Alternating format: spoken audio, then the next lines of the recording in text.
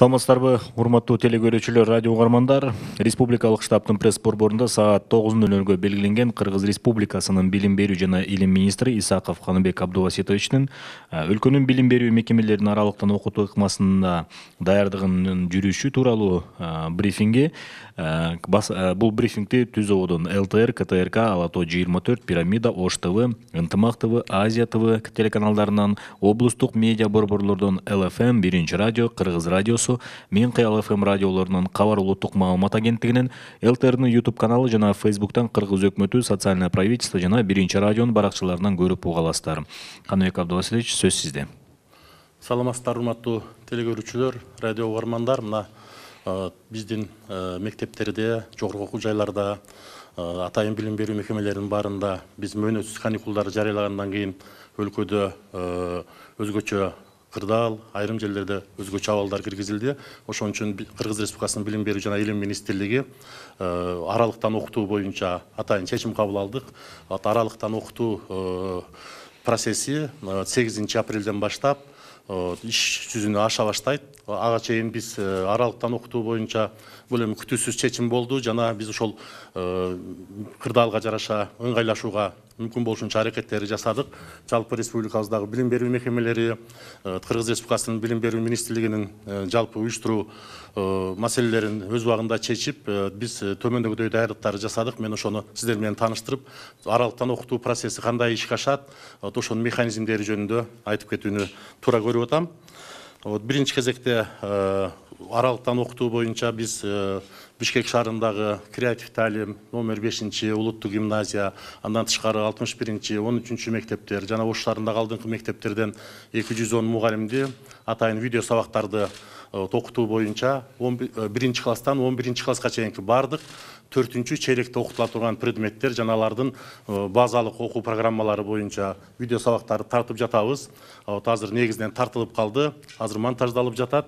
Жана ошол видео сабактарды биз ЛТРдин Илим билим каналынан, КТРК Баластан каналынан, Пирамида жана 5 каналдан, Санат телевидениясынан биз Түз эфирден алып көрсөтөбүз. Бул мезгилде ата-энелер жана эгер убактысы мүмкүнчүлүгү болгон ата-энелердин баарын балдар менен чогуу көрүп, туура түшүнүүгө, анын маани маңызын талоого, мазмунун үйрөнүүгө мүмкүнчүлүктөр болот деп ойлойм. Ар бир сабак 20 мүнөткө чейин созулат видео сабактар. Ушул мезгилде биз ошол балдар үйрөнө турган жаңы теманын негизги билим берүүчү минимумдарын үйрөтүүгө мүмкүнчүлүктөрдү алабыз. Андыктан ушул биздин демилгени колдогон мен бардык мекемелерге ыраазычылык билдирет элем. Андан тышкары бул эми балдарга бериле турган, биз тараптан бериле турган видео сабактардын түрү, себеби бардык жерде бүгүн интернет жетпеген жерлерде дагы бүгүн телевидениялар тартат, толук көрүүгө мүмкүнчүлүк болот. Жана биз ыңгайлуу жасап беребиз, себеби бир үйдө 2-3 окуучу окуган болсо, бир учурда телевизорду талашып калбаш үчүн биз ыңгайлуу расписанияларды түзүп, ар жума алдын ала биз расписанияларды ар бир ата-энеге жана окуучуга жете турган электрондук форматтар аркылуу жеткиребиз. Азыр 5 студияда жана Бишкек шаарындагы 7 окуу жайдын телестудияларында бул видео сабактар жүргүзүлүп атат. Мен мугалимдерге дагы ыраазычылык билдирем. Ушундай кырдаалга карабастан өзүнүн чеберчиликтерин көрсөтүп, педагогикалык изденүүлөрүн көрсөтүп, жана тезирээк ыңгайлашып, мына креативдүү түрдө ушул сабактарды жасап атышат. Андан кийин Кыргыз Республикасынын билим берүү министрлиги мына Окуу Education деген порталды биз ишке бердик. Бул жерде 400дөн ашуун электрондук китептер киргизилди. Бул электрондук китептер жалаң окуу китептери. Окуу китептеринин бүтүндөй бир базасын биз электрондук форматта берип атабыз. Андан кийин кошумча адабияттар, видео сабактар, тапшырмалар, өнүктүрүүчү оюндар дагы Кыргызстандын билим берүү ресурстары деген YouTube каналга биз азыр бүтүндөй базасын жыйнап даярдап атабыз. Ал эми видео сабактарды көргөндөн кийин балдар менен мугалимдин байланышы кандай болот? Биз аны кайтарым байланыш дейбиз. Себеби мугалим менен окуучу отуруп алып туруп, бири-бирине суроо берип, анан жоопторун чогуу издеп, мүмкүн болушунча балдардын ой жүгүртүүсүнө жол ача турган, ошол тема боюнча эң маңыздуу жана түйүндүү сөздөрдү кантип үйрөтөт дегенде биз бүгүнкү күндө биздин мугалимдерибиз бир топ семинарлардан өтүштү. Zoom программасы, Google Classroom, Telegram жана WhatsApp каналдар аркылуу мүмкүн болушунча социалдык сеттерди пайдаланып, балдар менен бир класста 20-25, балким 30 окуучу болсо, мугалим чыгып, ошол белгиленген тапшырмаларды берип, алардын жоопторун угуп, теманы бекемдеп жана бышыктаганга аракеттер жасашат.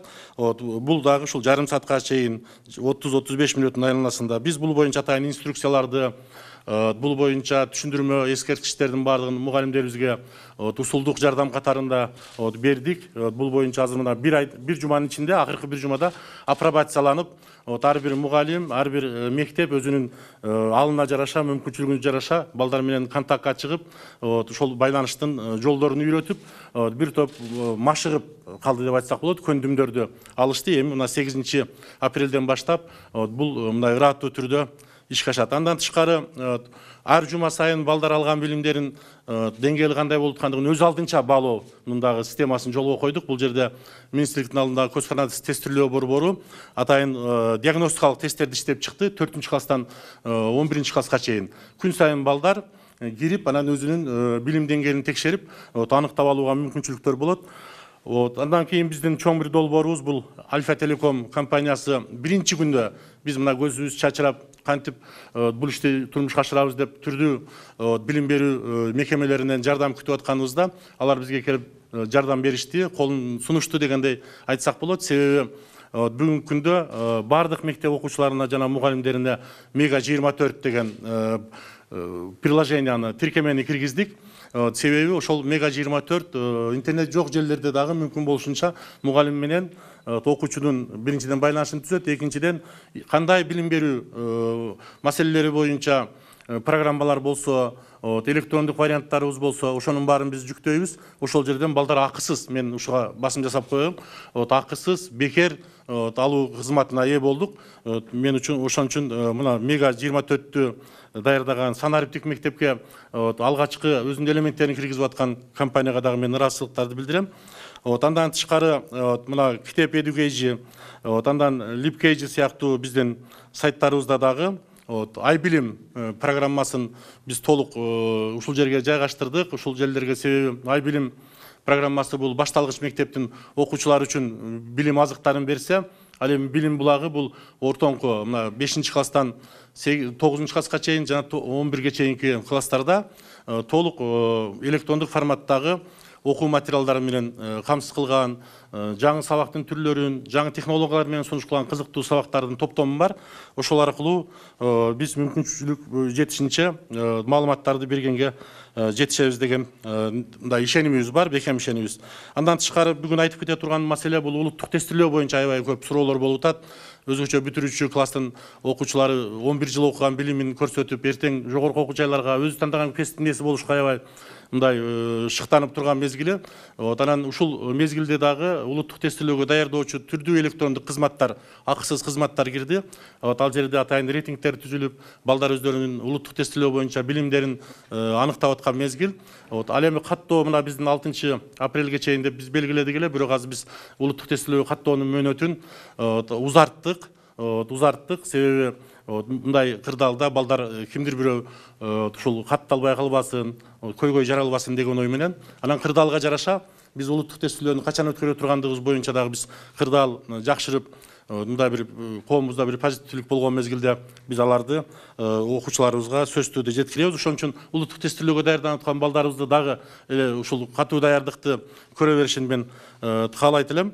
Андан кийин билим берүү министрлиги ушул видео сабактар бул биздин турмушубузга кирип аткан бир жаңы мындай бир формат болгондуктан билим берүү министрлигинин демилгеси менен азыр видео сабактардын конкурсун жарыяладык биз.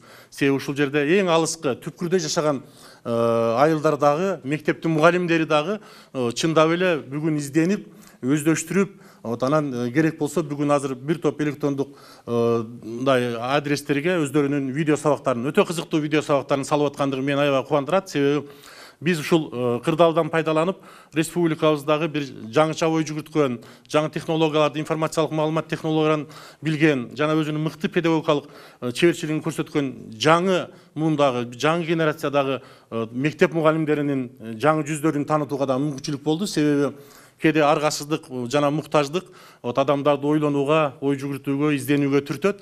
Ошон үчүн бул жакшы жагынан алып караганда биздин санариптик технологиялар менен мугалимдерибиздин иштешин тездетти деп айтса болот. Темпти тездетти жана өзүнчө бир сапаттык деңгээлдин алдында турабыз. Эгерде ушул күндөрү биз жакшы өткөрүп, тажрыйба топтоп, андан кийин бир топ жакшы мугалимдерибизди эл көзүнө алып чыгып алган болсок, биз санариптик мектеп сапатын жолго коебуз деген бир үмүттү айткым келет. Андан тышкары азыр аябай сөз көп болуп атат. Бул ата-энелер балдар менен бирге чогуу отуруп, анан бош болгон учурда кантип пайдаланса болот, ошол мазмундуу жана пайдалуу кантип өткөрүш керек деген, анан ар бир адам өзүнүн тажрыйбалары менен бөлүшүп атат. Анан биздин министрлик, атам, апам жана мен китеп окуйбуз баарыбыз тең деген дагы конкурсту биз жарыяладык. Бул жерде атасы, апасы же болбосо баласы бири-бирине китеп окуп, анан ушул күндөрү ата менен эне балдарга бир мээримин, сүйүүсүн берип, балдардын жүрөгүндөгү аздектеген ойлорун угуп, максаттарын белгилеп, анан өзүнүн турмуштук тажрыйбасы аркылуу бир жол көрсөтсүн деген ой болуп атат да. Мына кечээ күнү мен атайын ушул боюнча Кыргыз Республикасынын билим берүү министри катарында ата-энелердин баарына кайрылуу кат жасадым, бердим. Себеби ата-энелер үчүн да чоң мүмкүнчүлүк. Ар бир баланын дилиндеги сөздөрүн угуп, ар бир бала менен сырдашып, аларга өзүнүн бир жакшы багыттарын берсин деп. Себеби ар бир ата-эненин жүрүм туруму, сүйлөгөн сөзү, турмуштагы философиясы балдар үчүн өтө чоң үлгү, өрнөк. Себеби балдар ошону көрүп туруп эле өздөрүнүн эртеңки күнүнө карата болгон бир камылганы азыкталып атат. Анан мен ушундай деп атадым: ар бир баланын бала үчүн ата-эненин ошол үй бүлөдөгү берген таалим тарбиясы, кеп кеңеши, сөздөрү ушул балдар үчүн ориентир, анан бир жакшы маяк болуп мындай дайыма өмүр бою коштоп жүрө турган мындай процесс болот да. Себеби бир кыйын кырдаалга кабылган мезгилде бала сөз түрдө ушуну атам же апам кантип чечти эле деген нерсе анын жүрөгүндө турат. Анан дайыма ошол кадамдарды жасайт. Ошон үчүн бир гумандуу идеяларды берип, балдар менен чогуу болуп, анан ар бир азыр ата-энелер дагы мага кайрылып атат. Чындап эле көптөн бери биз эстеп албайм балама качан китеп окуп бергенимди, жана балам качан мага китеп окуп бергенин эстебей калыпмын. Азыр кызыктуу болуп атат дейт. Андан кийин мугалимдердин баа баркын биз сезе баштадык дегендиги дагы бул керек деп ойлойм да мен. Андан кийин өзгөчө мына кесиптик башталгыч жана орто окуу жайлары боюнча бизде бир топ маселелер бар. Себеби бул жерде мындай жаңылык процесстери буга чейин деле бир топ жай жүргөн экен. Бирок азыр биз аларды дагы ушул тез аранын ичинде, тез темпте жаңы сабактын түрлөрүн өздөштүрүүгө мындай сунуштарды берип, талаптарды коюп атабыз. Ошон үчүн соц сервис ишканасы менен биз бүгүнкү күндө Moodle программасын азыр атайын орто окуу жайларга сунуш кылдык. Мен ушул жерде айткым келет, мына орто окуу жайлардын жетекчилери, анда иштеп аткан мугалимдерди дагы биз мектепте болуп аткан процесстин артта калбашыбыз керек. Мүмкүн болушунча балдарды жаңы технологиялар менен аралыктан окутууга, ушундай кырдаалда баягы жол таап балдарга билим азыктарын беришибиз керек. Албетте, мен ушул нерсени белгилегим келет. Мугалим менен окуучу жекече баягы байланышта болгон класстагы, мектептеги сабакты биз айырбаштай албайбыз. Себеби бул жерде жандуу процесс жүрөт. Жана бала менен мугалим бетме-бет өзүнүн көз караштарын тактоого мүмкүнчүлүктөрү бар. Бала эркин мугалимге өзүнүн суроолорун айтат да. Ал эми бул жерде бир топ убакыт чектелип калышы мүмкүн. Бирок эми бул бүгүнкү кырдаалга жараша биздин жообуз болуп атат. Ошону мен туура түшүнүшүн каалайт элем. Биз ар бир тема боюнча билим азыктарын, эң башкы түйүндүү маселелерди гана билим минимумдарын беребиз деп айтам. Анан жогорку окуу жайлар боюнча, жогорку окуу жайларда 2011 жылдан баштап АВМ программасы турмушка ашта баштаган. Бул жерде автоматташтырган билим берүү процесси. Ошол жерде атайын дистанттык билим берүү деген атайын уяча бар. Бир топ алдыңкы университеттерибиз баягы дистанттык сырттан окуу процессинде муну кеңири колдонуп келген, бирок бүгүн ошол күндүзгү жана кечки бөлүмдө окуган балдарга ошол объем программасынын кеңири мүмкүнчүлүктөрүн пайдаланып сабак бериш милдети турат. Буга бир топ биздин жогорку окуу жайларыбыз даяр деп айтсак болот. Башка кичине кенемтеси бар, кемчилиги бар окуу жайларга дагы биз талаптарды катуу коюп атабыз. Себеби балдар менен түздөн түз студенттер менен байланыш түзүп, керектүү маалыматтарды жана керектүү билим деңгээлдерин берип турбасак, анда биз балдардын алдында өзүбүздүн жоопкерчилигибизди сезбей калабыз да. Ошон үчүн бул жерде дагы Zoom программасы, Google Classroom программалары менен жана түрдүү билим берүү, бул жогорку окуу жайлар боюнча өтө кеңири мүмкүнчүлүктөр бар.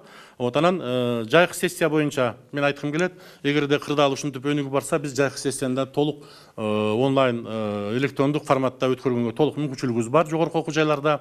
Ал эми бүтүрүү дипломдук иштерди дагы онлайн коргоого мүмкүнчүлүктөрдү жасап атабыз. Азыр ар бир окуу жайдагы ушуга түздөнүп, ошого жараша иш аракеттерин жасаш керек. Ал эми бул кырдаалга карабастан бизде бир чоң программа бар эле, быйылкы кабыл алууну онлайн режиминде өткөрөлү деп. Себеби улуттук тесттин суроолорунан кийин сертификаттар берилет, кандай упай топтогондугу боюнча. Ошол упайлардын жыйынтыгында балдарыбыз республиканын кайсы бурчунда болсо дагы, алыс айылдарда болобу, бийик тоолуу айылдарда болобу, ар бир окуу жайдын ошол кабыл алуу комиссиясынын электрондук порталына кирип, өзүнүн сертификаттары менен катышууга мүмкүнчүлүк болот. Биз муну бул кырдаалга байланыштуу эмес, жалпы эле мына санариптик идеологияны турмушка ашыруу боюнча дагы жасап программалаштырып койгонбуз.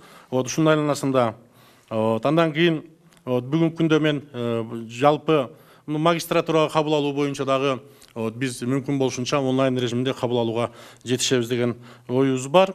Ал эми мектептерде дагы бир жолу кайталап айткым келет, жыйынтыктоочу экзамендерди мына ар бир класстан класска көчө турган жыйынтыктоочу экзамендерди дагы биз ошол 4 чейректин жыйынтыгы боюнча чыгарып, сөз түрдө балдарды мектепке чакырып же бир башка жолдору менен эмес, мүмкүн болуш ыңгайлуу жана балдар үчүн мындай жеңил формаларын азыр караштырып варианттарын жасап койдук. Ал эми бүтүрүү экзамендери болсо, мына 9 жана 11 класста бериле турган бүтүрүү экзамендери боюнча дагы биз өз кезегинде өзүбүздүн сунуштарыбызды абалдын өнүгүшүнө карата айтабыз. Бул жерде дагы биздин варианттарыбыз бар. Мүмкүн болушунча балдарга ыңгайлуу шарттарды жаратуу жана алардын билимин туура баалоо. Андан кийин бизде бир ата-энелер тараптан, студенттер тараптан бир көйгөйлүү маселе боюнча дайыма суроо болуп атат. Мен ошол суроого дагы жооп берип коеюн деп атам. Бул студенттердин контрагы кандай болот депчи. Себеби кече биздин министрдин орун басары Нурлан Кубатович берсе аны туура эмес бурмалап жиберишти массалык маалымат каражаттары. Бул эгерде социалдык жактан кыйналган, өзүнчө бир социалдык жеңилдиктерге ээ болгон, же болбосо ушундай күндөр ата-энеси кичине кыйынчылыкка учураган, баланын ден соолугуна байланыштуу бир көйгөйлөр болуп, контракт төлөмдөрүн өз убагында толук төлөөгө мүмкүнчүлүгү болбосо, ар бир окуу жайдын атайын комиссия түздүк, ар бир окуу жайдын алдында ошондой социалдык пакети болот ар бир окуу жайдын. Себеби биз азыр ушундай учурда коомго жардам бербесек, коомдун үнүн угуп, аларга жараша ыңгайлашпасак, анда окуу жайлардын бул биздин мамлекет үчүн жоопкерчилиги жок болуп калат. Ошон үчүн мүмкүн болушунча ар бир окуу жай социалдык пакеттерин жасап, анча-мынча пайыздык өлчөмдөрдө жеңилдиктерди берсин, болбосо төлөмдөрүн мөөнөтүн узартып берсин, түрдүү бир мындай жеңилдетүүчү чараларды көрсүн деген биз тапшырмаларды бердик. Бул жерде мен айтып коерум, контракттын суммасын көбөйтүү жөнүндө эмес, ошол контракттык суммасына төлөөгө мүмкүнчүлүгү жок студенттерге мындай бетме бет барып, алардын үнүн угуп, аларга жардам берүүнүн жолун издесин деген ойду биз айтып атабыз.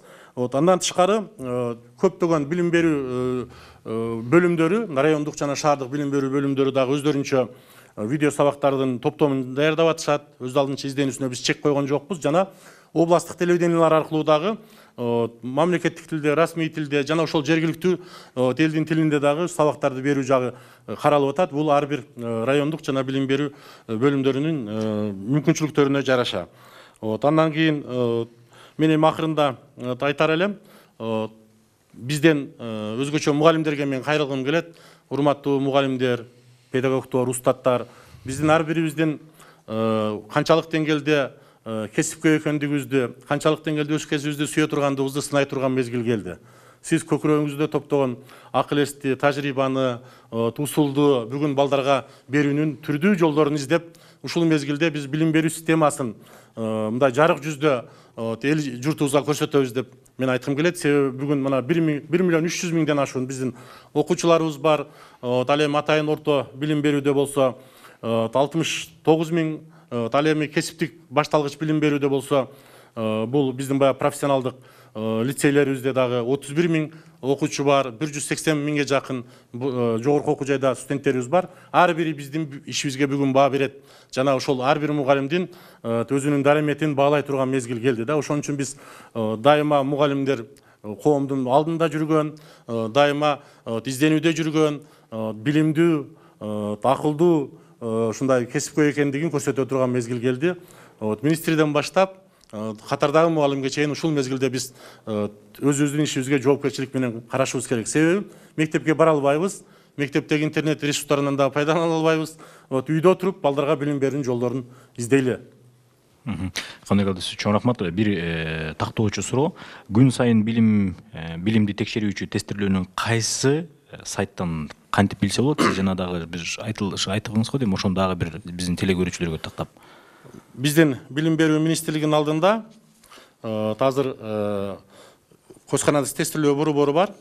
Ошол диагностикалык тестирлөөлөрдү 13 предмет боюнча жасап атат. Мен бүгүн электрондук форматта анын электрондук дарегин берем. Анан дагы ар бир каалаган окуучу ошол жерге кире алабы? Анан же атайын бир сыр сөздөр болобу? Ал жерде ошол биз сайтты беребиз. Ошол сайтка ар бири эркин жана акысыз кире алат. Чоң рахмат. Урматтуу телегөрүүчүлөр, радио угармандар, бүгүн Республикалык штабтын пресс борборунда Кыргыз Республикасынын билим берүү жана илим министри Исаков Каныбек Абдубаситович болду. Бүгүнкү брифингде өлкөнүн билим берүү мекемелеринин аралыктан окутуу ыкмасына даярдыгынын жүрүшү тууралуу сөз болду. Ошондой эле көпчүлүктү кызыктырган суроолорго дагы жооп ала алдык деп ойлойм. Бүгүнкү брифингди Түз Ободон ЛТР, КТРК, Ала Тоо 24, Пирамида, Ош ТВ, Ынтымак ТВ, Азия ТВ жана облустук медиа борборлордон ЛФМ, Биринчи радио, Кыргыз радиосу, Минкый ЛФМ радиолорунан кабар, улуттук маалымат агенттигинин, ЛТРнын YouTube каналы жана Facebooктан Кыргыз өкмөтү, социальное правительство жана Биринчи радионун баракчаларынан көрүп уга алдыңыздар. Чоң рахмат.